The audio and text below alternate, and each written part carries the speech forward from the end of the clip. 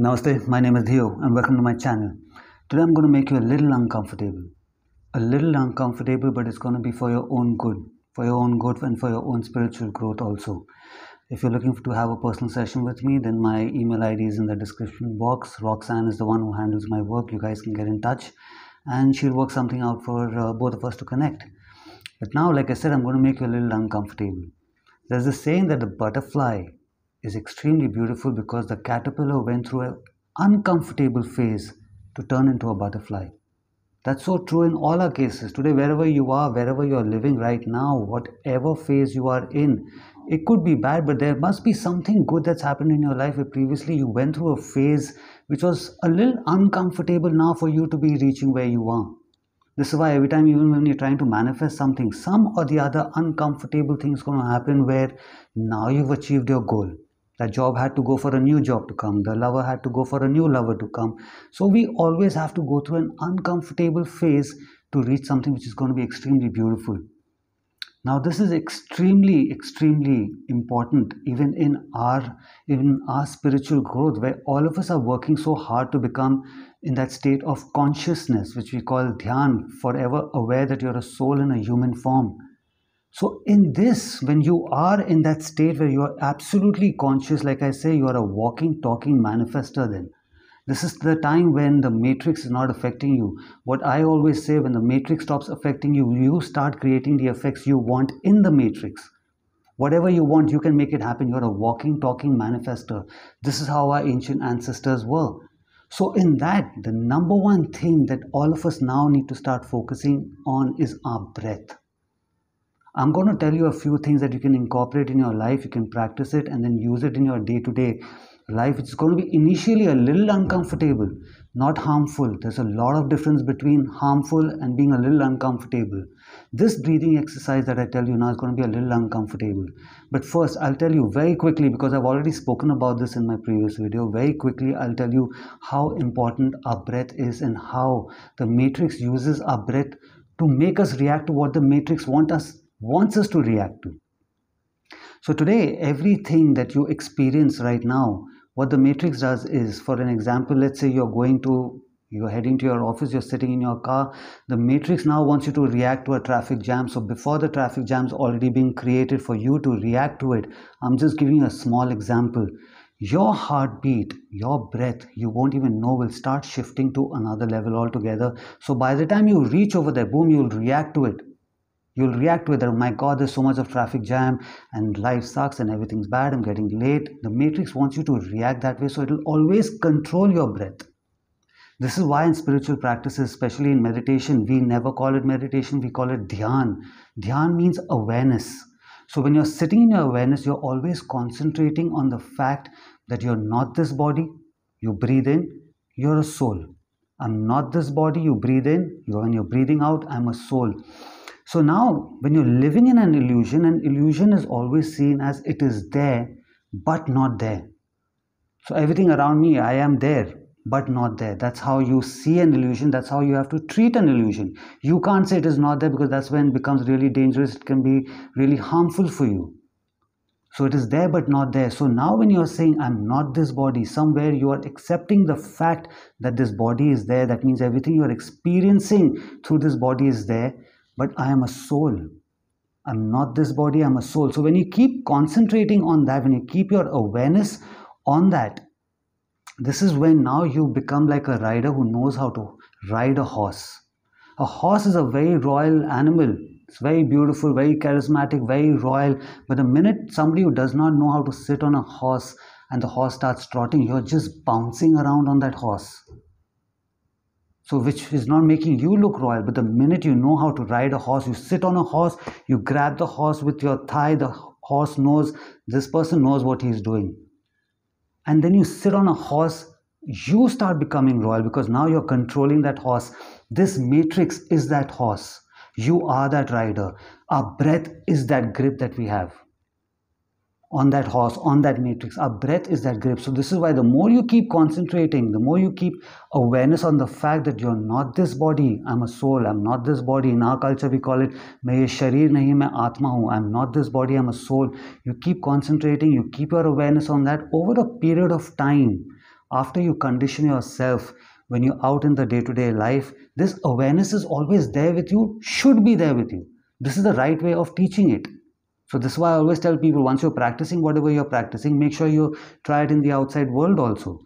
So now you are going to react to how you want to react, not how the matrix wants to react, because now your breath is constantly in your control. But now there comes a step 2.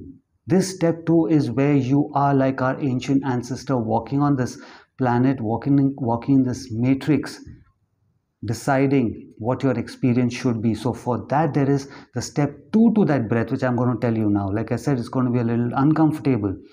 So if you're new to spirituality, to your breathing exercises, you continue doing the breathe in, breathe out, the breathe in, breathe out. I'm not this body, I'm not a soul. But now, after some time, you will decide when you want to do this. This is what you need to do. Now when you're breathing in, you breathe in, I'm not this body. You breathe out, I'm a soul. I'm not this body, I'm a soul. You breathe in, you breathe out. You breathe in, I'm not this body, I'm a soul. You breathe out.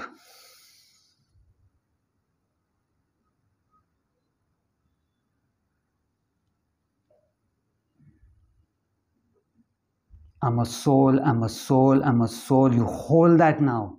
You don't breathe in that I'm that body anymore. So after you've done it for a few times, the next time when you breathe out, I'm a soul. So now when you are constantly conditioning yourself to hold that position, to hold that breath over there, that's why I said it's not harmful, but it can be initially a little uncomfortable. So I cannot decide for you. For me, probably 15-second count, 20-second count is good, 30-second count, 10-second count. You need to see according to your body type, according to your experience, how long do you want to hold it. It should make you feel a little uncomfortable, not harmful. That now like head started hurting after that. No, a little uncomfortable, and then you continue again. You again breathe in, I'm not this body.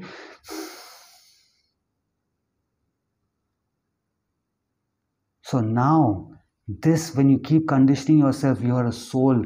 That means I'm not this body. I'm not experiencing anything that the matrix wants me to experience. I'm a soul. I control this body now. The best union, like I say, this is where your body is, this is where your soul is, this is where our emotion, body, tissue, blood, organs, all these things come. Soul is so far away, but the minute this union happens, now you're like the rider controlling that horse. So when you are only a soul, your breathing conditioning becomes such. So when right now you're not breathing, that doesn't mean when you're talking or when you're doing other things, the breath is not going to keep going up and down. It will, but you will condition yourself to not breathe in so much. When you're breathing in, that means you're a human. That means you're experiencing everything as a human, not as a soul. So even right now, when you're listening to me or I'm talking, I'm not making an effort for that breath to keep going up and down. But I've conditioned myself when my breath needs to be on the lower level. So this is very important, because now we're trying so hard to become that conscious human being and super conscious human being, but are we doing any practice for our breathing, which is the biggest key in deciding whether now we are human or now we are absolutely conscious that I'm a soul in a human form? No, nobody is doing that, because nobody wants to be uncomfortable. You have to be a little uncomfortable like that caterpillar to turn into that beautiful butterfly. So this breathing practice is extremely important, where you breathe in, I'm not this body, I'm a soul. You keep doing that, and then after that, I'm a soul, and then you stay as a soul. Leave your breath over there.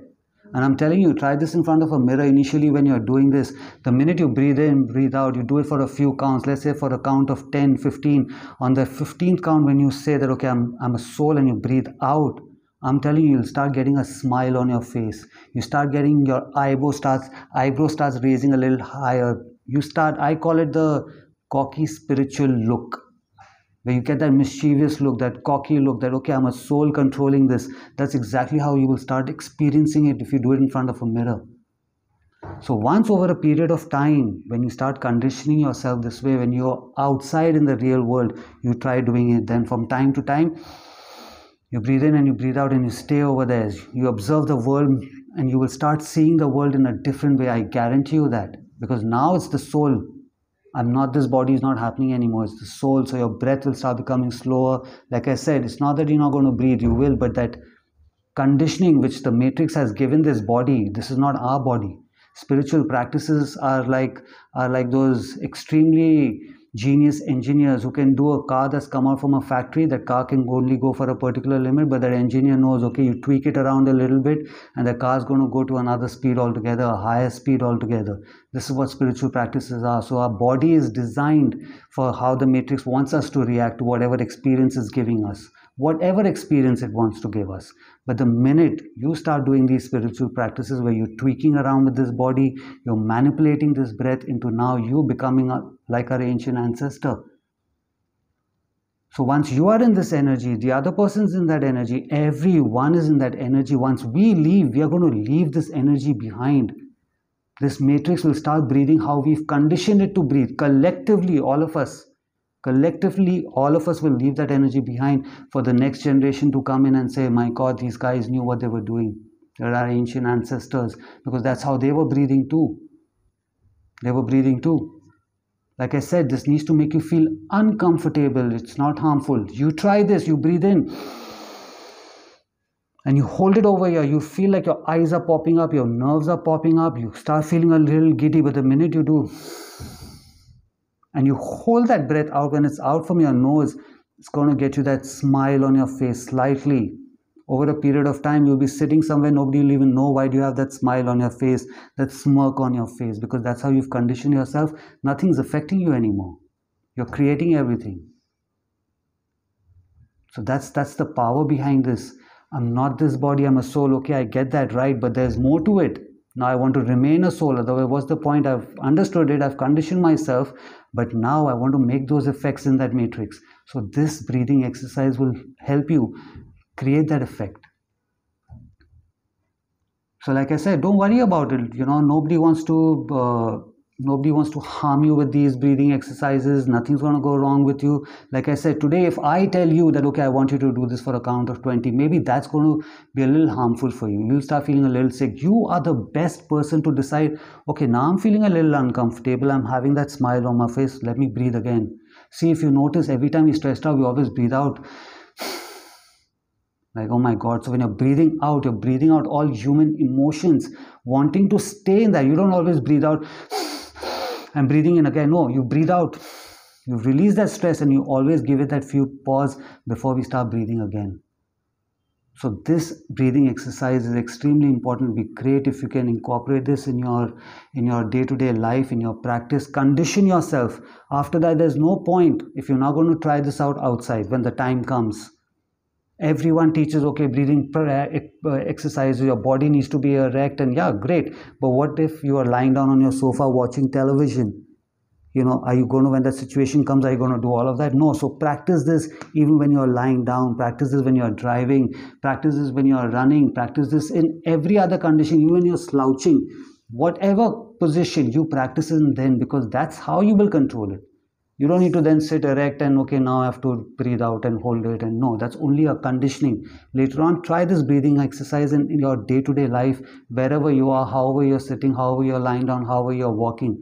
I guarantee you, it will give you that, I call it like I said, the cocky spiritual smile on your face. If you like this video, give it a like, subscribe to my channel. Until I see you again, have a good life. Namaste.